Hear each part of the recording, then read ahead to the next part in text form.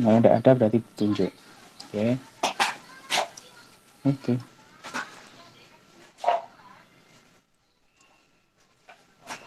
Harus siap.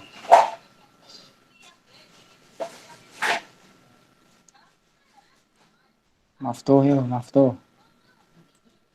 Oh iya Pak, siap-siap. Ya, Sebentar, saya ya. share screen ya.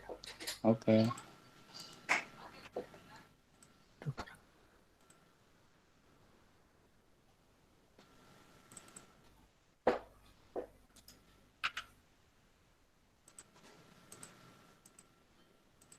Ya, jangan ayamnya kalau.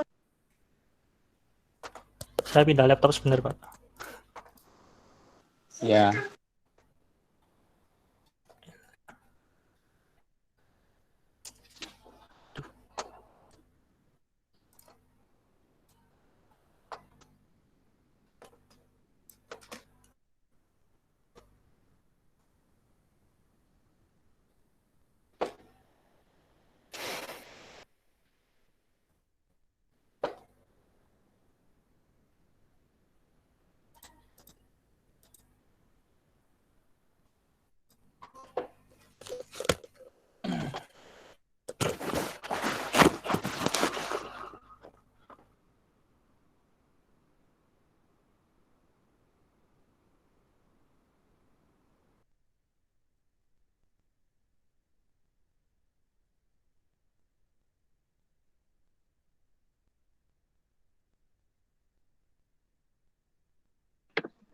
Tes 1 2 dicoba.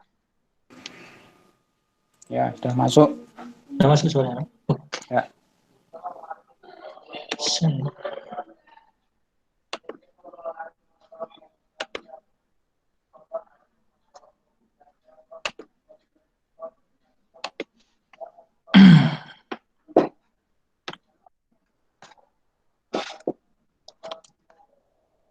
udah keluar gambarnya ya Pak? Sudah ya sudah. Bismillahirrahmanirrahim. Assalamualaikum warahmatullahi wabarakatuh. Waalaikumsalam. Nama saya Maki Iksan dari kelas 17 ingin mempresentasikan tentang SIE yang sering disebut dengan sistem informasi eksekutif. Yang pertama adalah konsep sistem informasi eksekutif. Dari konsep yang pertama adalah faktor penentu keberhasilan, yaitu critical success factor. Adalah hal-hal faktor yang menentukan keberhasilan atau kegagalan segala jenis kegiatan organisasi. Faktor-faktor ini dalam setiap perusahaan berbeda-beda, tergantung dari kegiatan yang dilakukan. Pada tahun 1961, Donald Daniel dari McKinsey and Company menciptakan faktor-faktor keberhasilan. Faktor-faktor ini bervariasi dari satu perusahaan ke perusahaan lain. Untuk industri kendaraan bermotor, CFF, Critical Success Factor, yang yakni adalah model jaringan dealer yang efisien dan pengendalian biaya manufaktur yang efisien. Sebagai contoh misalnya sebagai berikut. CSF dari industri asuransi jiwa adalah pengembangan personil manajemen agen, pengendalian personil administratif, dan inovasi menciptakan produk-produk asuransi.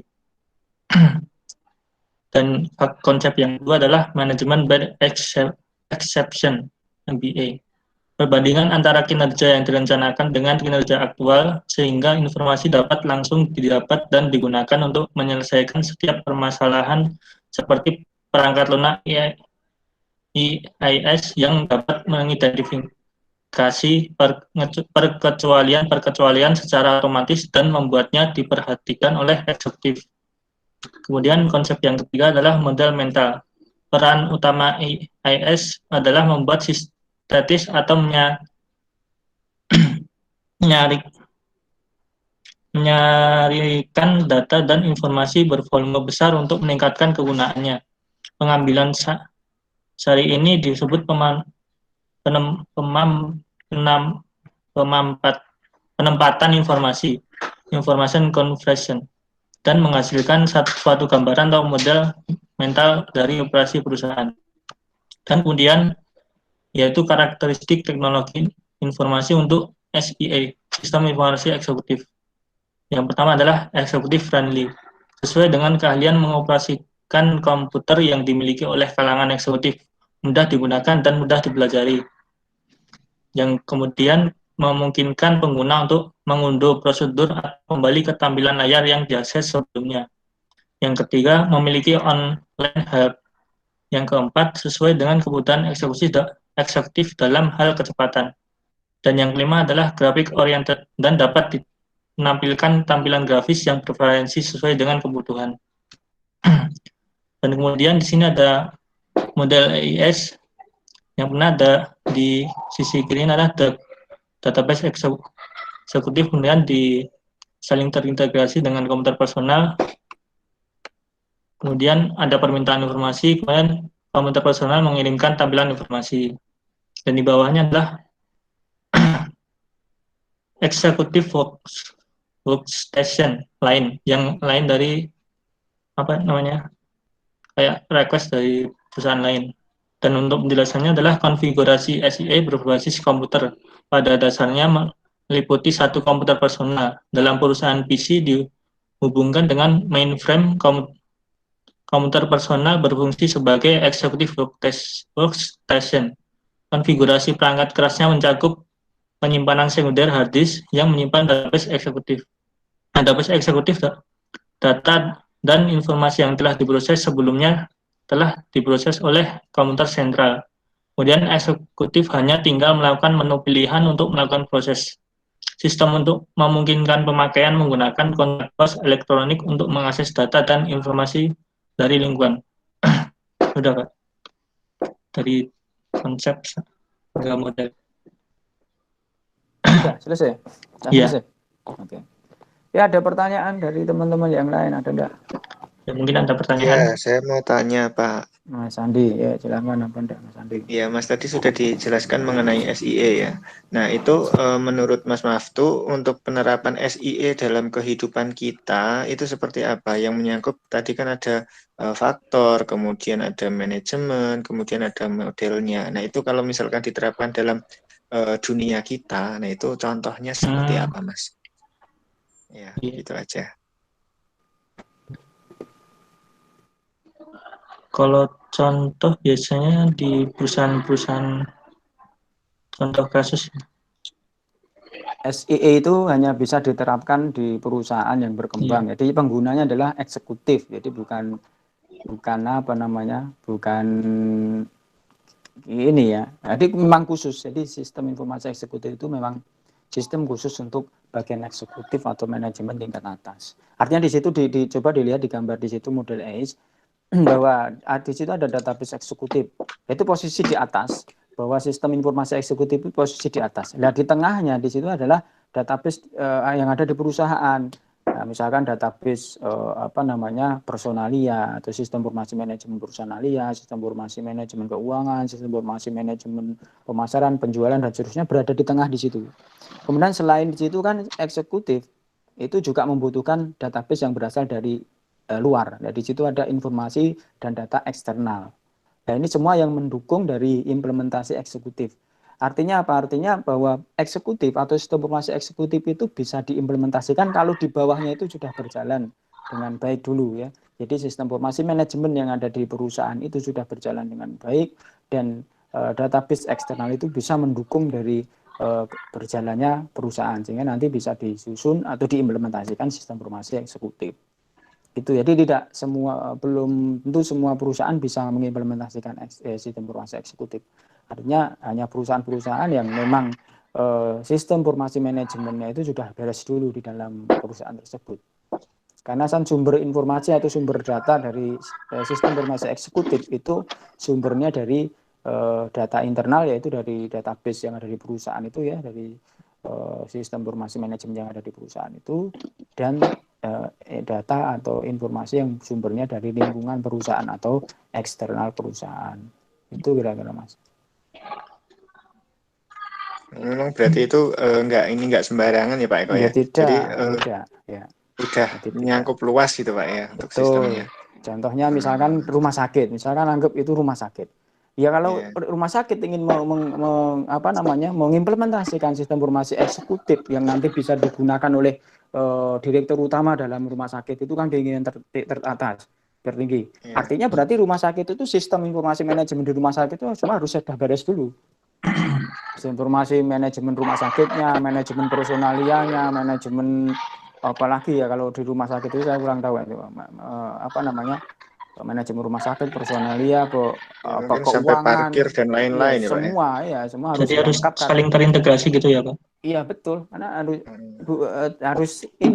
harus sudah jalan, karena nanti sistem informasi eksekutif itu tidak ada inputan, dia hanya mengambil informasi atau database yang ada di sistem informasi yang ada di bawahnya itu tadi.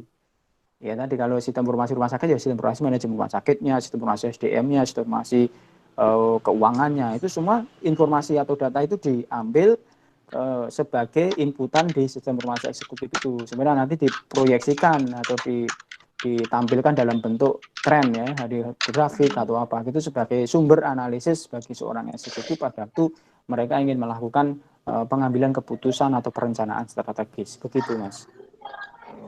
Baik, Pak Eko, terima kasih. Ya. Ada lagi silahkan yang mau bertanya.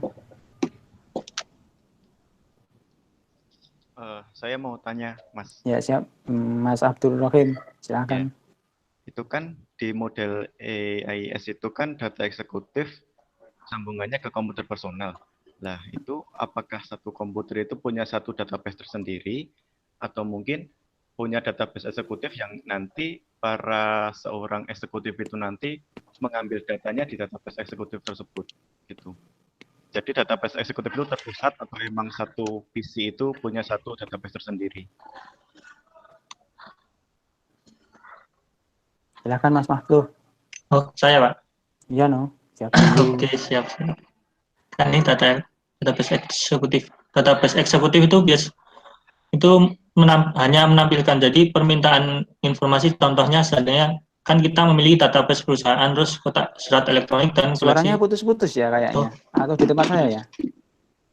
Nah, Halo, yang lain jelas enggak suaranya Mas tuh? Putus-putus. Ya, putus-putus ya. Mas tuh suaranya putus-putus, Mas. Sebentar. Cek 1 2 dicoba. Iya, Pak, putus-putus. Putus-putus, Mas. Suaranya. Sebentar. Media mikrofon. Cek Putus-putus 1 ya? 2 dicoba. Mas Abdul.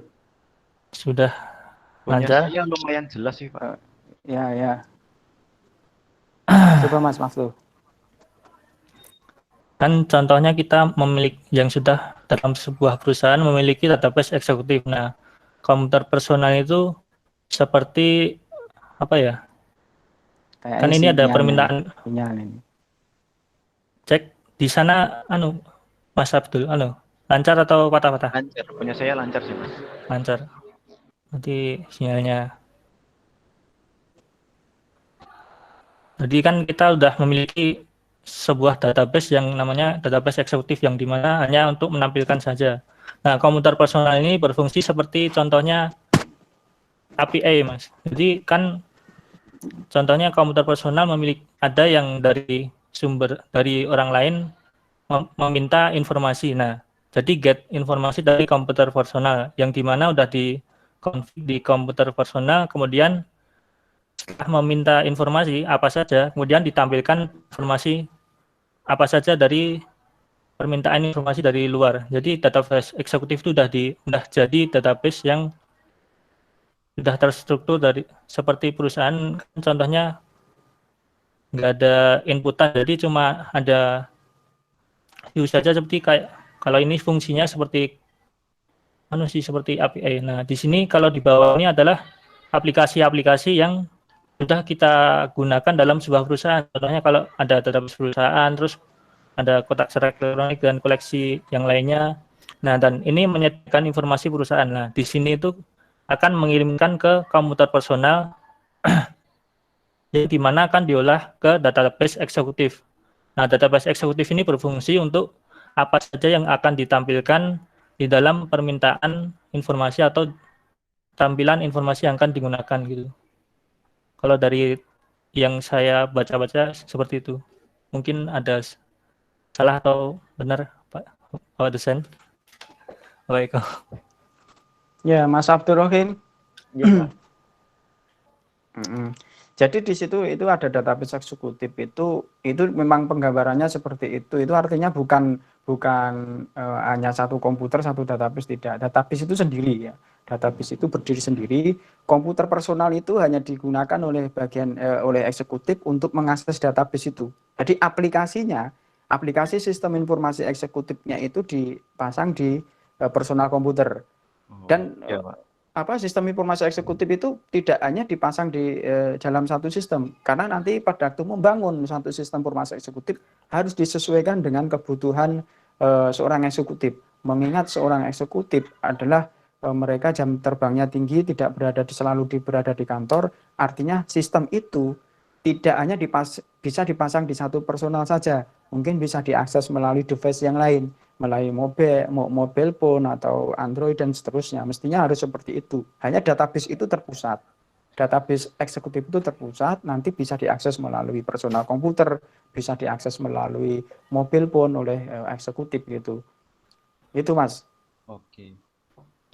Halo. Pak, kalau misal ya, kalau di tempat Ya. saya kerja itu kan misal ada data kayak katakanlah ada data dari HRD untuk manajemen KIP, terus Putus. ada report Itu penjualan. tempat saya atau tempatnya ya? Kok putus-putus ya? Sebentar. Ini jaringan tempat Iya, saya semuanya dari sini, Pak. Mas Abdul ya? Punya Ya? saya lancar itu, Pak. Di sini juga lancar, Pak.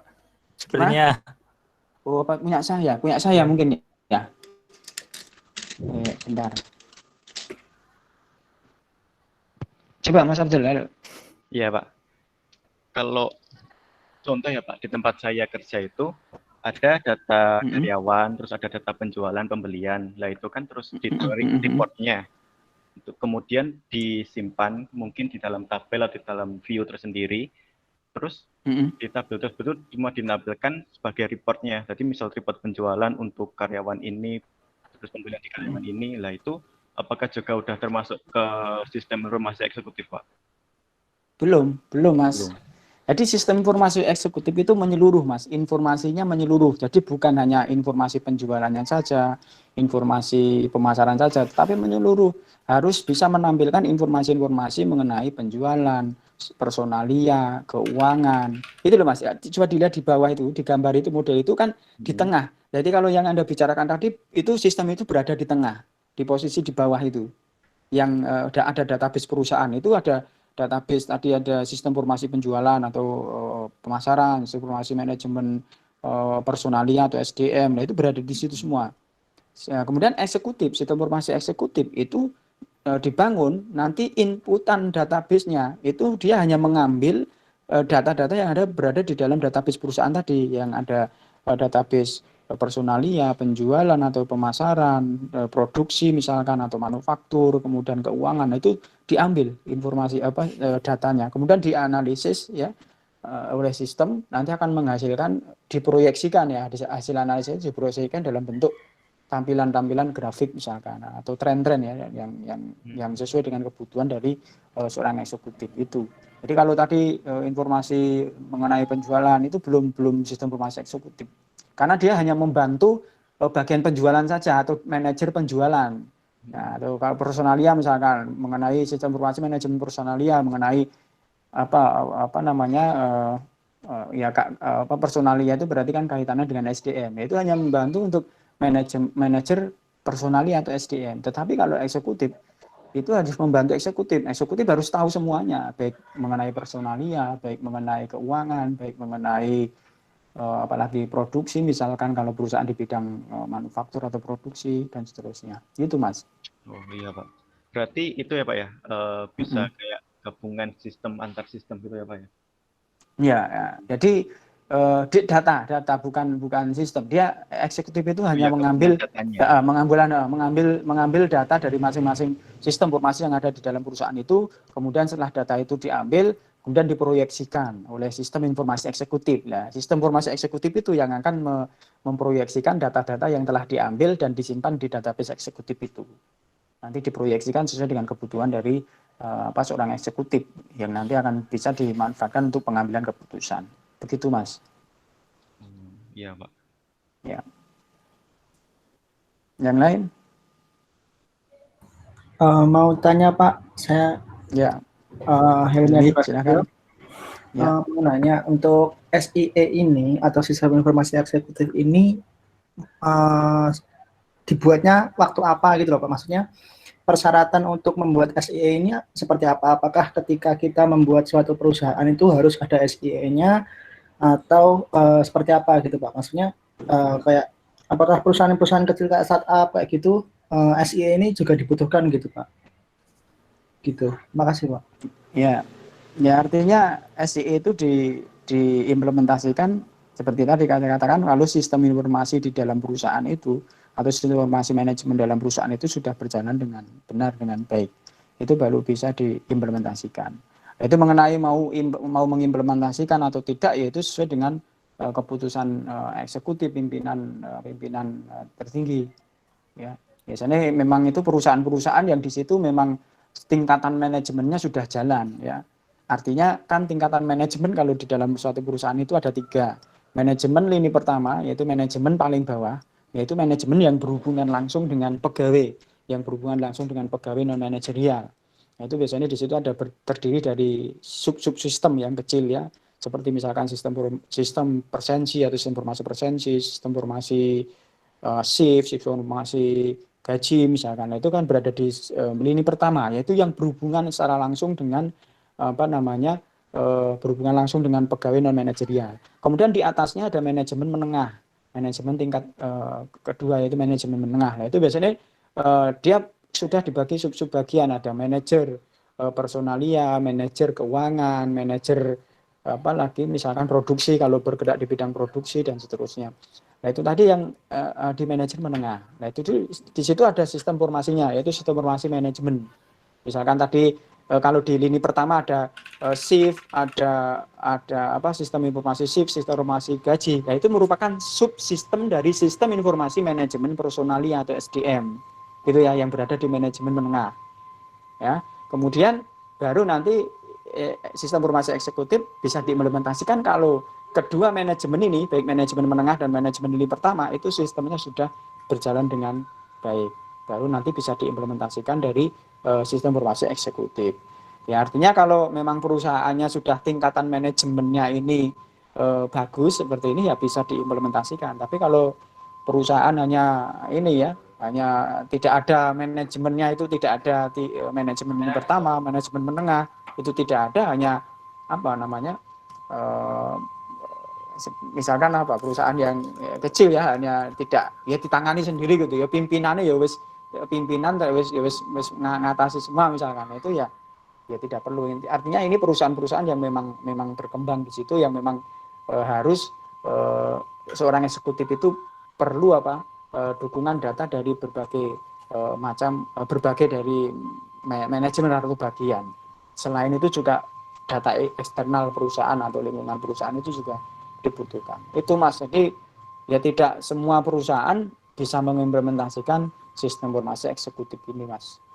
Oh, ya. Makasih Pak. Ya, ada lagi?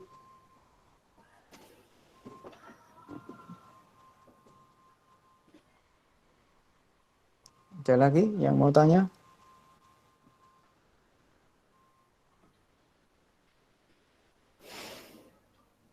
Witri rata ketoke nang ndi nek? Ojek dodol klambi nek.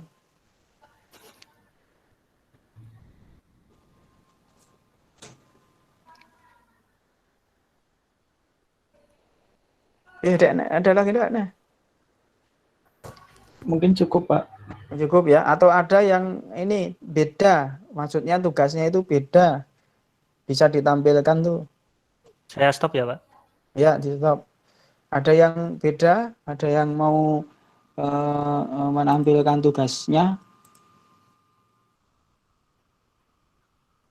Nah, ini sudah ya Mas Anu tadi. Jadi nanti karakteristik SIE itu sistem informasi eksekutif itu harus bisa meringkas dan memperoleh detail data. Artinya kan data itu kan meringkas ditampilkan atau diproyeksikan secara tren. Berbeda dengan sistem informasi yang ada di lini pertama maupun lini menengah ya, atau di manajemen menengah. Kalau sistem informasi yang ada di lini pertama biasanya informasi ya dalam bentuk ledger ya, kita mencetak, memberikan laporan dalam bentuk ledger ya. Nah, itu kalau di SIE data yang cukup besar tetapi harus bisa diringkas, harus bisa meringkas. Ya, makanya diproyeksikan dalam bentuk tren ya, dalam bentuk grafik, dalam bentuk data-data yang mudah dibaca oleh seorang pimpinan. Nah, kemudian harus tren tadi ya, jadi kecenderungan tren analis ya, karena seorang eksekutif harus informasi yang dihasilkan oleh sistem informasi eksekutif ini nanti akan dimanfaatkan oleh seorang eksekutif pada waktu dia mau melakukan pengambilan keputusan ya, atau perencanaan strategis mengenai perusahaan tersebut. Nah, dan bisa di drill down informasinya itu, artinya di drill down itu misalkan informasi mengenai tren penjualan di tahun 2020 misalkan. Nah, ini dari tren itu ada naik turun misalkan ya trennya. Nah, itu bisa di drill down atau dirinci, didetailkan kenapa itu naik turun. Nah, itu dalam bentuk grafik misalkan ya, dalam naik tarik turun ya, seperti baik bisa grafik batang ataupun grafik garis itu ya, dan seterusnya. Nah, itu sebagai analisis, nanti bisa dilakukan analisis oleh seorang eksekutif itu. Kemudian mudah digunakan misalnya ya. Jadi meskipun sistem itu bisa meringkas detail data ya, sistem informasi itu SI harus mudah digunakan ya. Jangan membuat sistem, apalagi ini penggunaan adalah seorang eksekutif ya. Seorang eksekutif kan tidak selalu berada di dalam kantor atau di dalam ruangan ya. Artinya sistem itu harus mudah digunakan ya. Ya ya gimana caranya ya, karena mengingat penggunanya adalah seorang eksekutif ya harus mudah. Jadi jangan banyak, kadang kalau sistem itu kita membuat sistem itu banyak sekali tombol dan seterusnya, harus klik itu kan mempersulit ya. Usahakan bagaimana caranya bahwa itu mudah digunakan, karena mengingat pengguna sistem ini adalah seorang yang memiliki kesibukan. Jadi ini harus dipikirkan ya pada waktu kita ingin membangun sistem informasi eksekutif ini. Nah, ini kemudian tadi model sudah disampaikan oleh Mas Maftuh ya, seperti itu modelnya, karena ada seorang database eksekutif yang nanti akan diakses oleh sistem informasi eksekutif, itu sumbernya berasal dari dalam perusahaan ya, database perusahaan sendiri tadi, dan database yang berada atau sumber informasi yang berada di luar perusahaan atau eksternal. Nah, itu model dari sistem informasi eksekutif itu sudah disampaikan juga ya. Kemudian kalau seorang eksekutif ingin membangun suatu sistem informasi eksekutif ya, tadi misalkan sistem informasi manajemen yang ada di perusahaan itu atau sistem informasinya juga sudah bagus semua, sehingga memungkinkan untuk dibangun suatu sistem informasi eksekutif ya, maka seorang perusahaan atau seorang eksekutif bisa membangun itu dengan 3 rute atau tiga cara. Nah, yang pertama bisa memanfaatkan spesialis informasi yang ada di dalam perusahaan ya. Misalkan perusahaan sudah memiliki tenaga IT sendiri atau memiliki spesialis informasi yang ada di perusahaan itu bisa dimanfaatkan untuk mengembangkan perangkat lunak ya, atau software sendiri ya, dengan custom sendiri misalkan ya. Itu nanti kalau seperti itu ya ada kelebihan dan ada keuntungannya. Kelebihannya apa? Kelebihannya ya dengan memanfaatkan tenaga spesialis sistem informasi yang ada di perusahaan sendiri atau tenaga IT yang ada di sendiri, itu menghemat biaya. Tetapi kan ada kekurangannya, karena dengan tenaga IT hanya itu, maka mungkin bisa saja mengganggu aktivitas yang lain yang ada di perusahaan itu. Nah, itu salah satu cara yang pertama.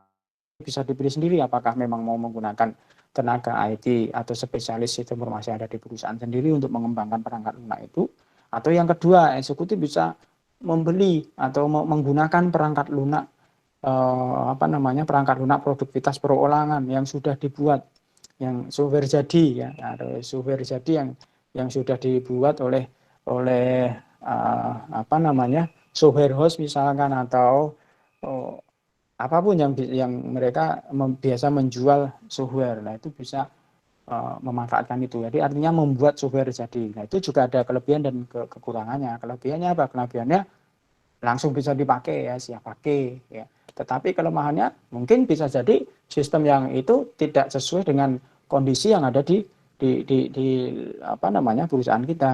Nah, ini bisa yang kedua. Atau yang ketiga, perusahaan bisa membeli perangkat lunak SIE atau sistem informasi eksekutif khusus. Artinya apa?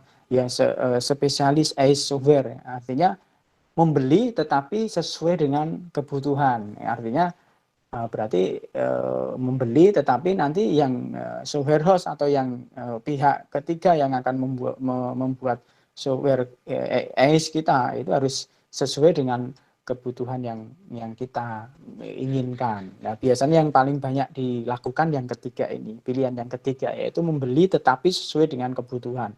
Nah, itu kelebihannya ya nanti sistem kalau sudah jadi pasti sesuai dengan apa yang kita harapkan.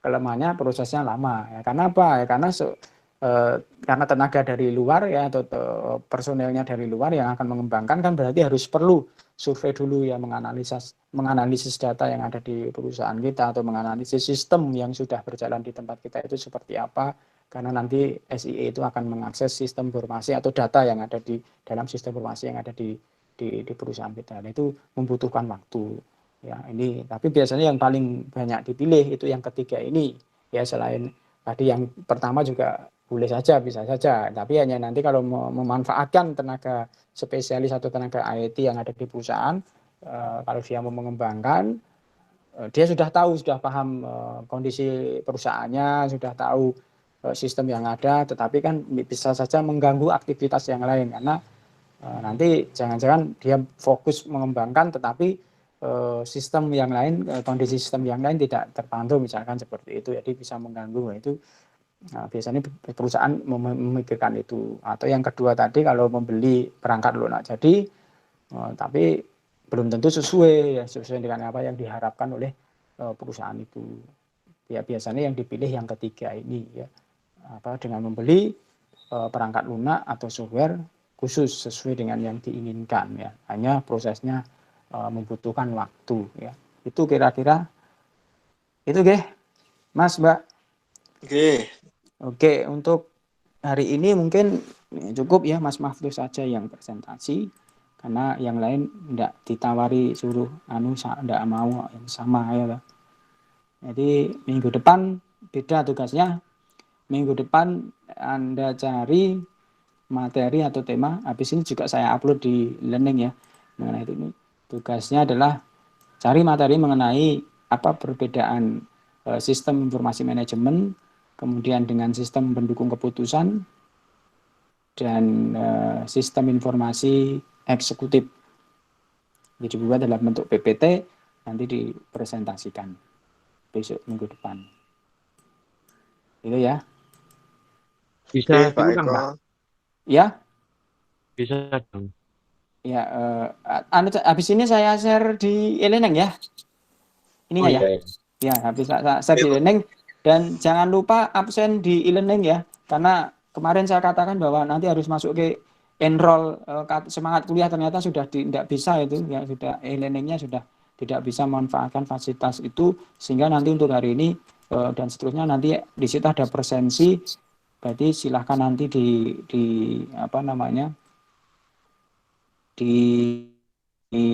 absen maksudnya, absen di itu ada. Terus habis ini saya share ininya, PPT-nya yang hari ini, dan ada tugas di situ nanti dilihat. Gitu ya. Pak Eko absennya suruh lampirkan, itu lampirkan apa Pak Eko? Apa neng lampiran? Iya, Apa sekarang yang tugas itu, Pak? waktu absen ada lampirannya.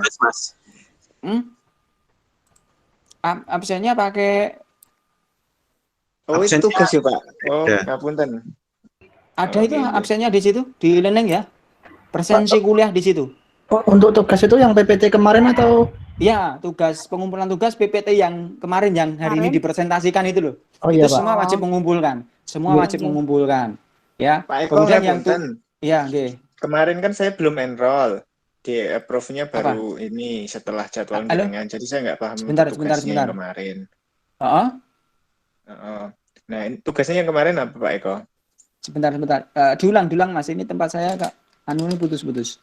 Nggih, ngapunten kemarin kan saya di approve-nya dari SSO itu kan setelah mata kuliah Pak Eko. Jadi Nggih. kebetulan saya nggak ikut untuk mata kuliah yang kemarin. Nah, tugasnya belum ini, belum tahu tugas yang Oh, kemarin. tugasnya belum tahu. Nggih. Oh ya, nanti disusulkan ya. Oh, nggih Pak Eko. Ya. Itu ya. 24. Ada pertanyaan lagi? Aku ini sholat sarung 15 om kumang papat harus sholat. Itu berarti Mohon maaf ini sinyal di tempat saya agak bermasalah. Jadi halo. Iya, Pak. Iya, ya, halo. Ya. Nah, halo. Putus-putus, Pak. Ya, Pak. ya mohon maaf ini sinyal di tempat saya agak bermasalah. Jadi nanti habis ini saya share Pak aja Eko. ya. Ya, Pak Eko, ya. lupa kemarin ke errolnya apa ya Pak?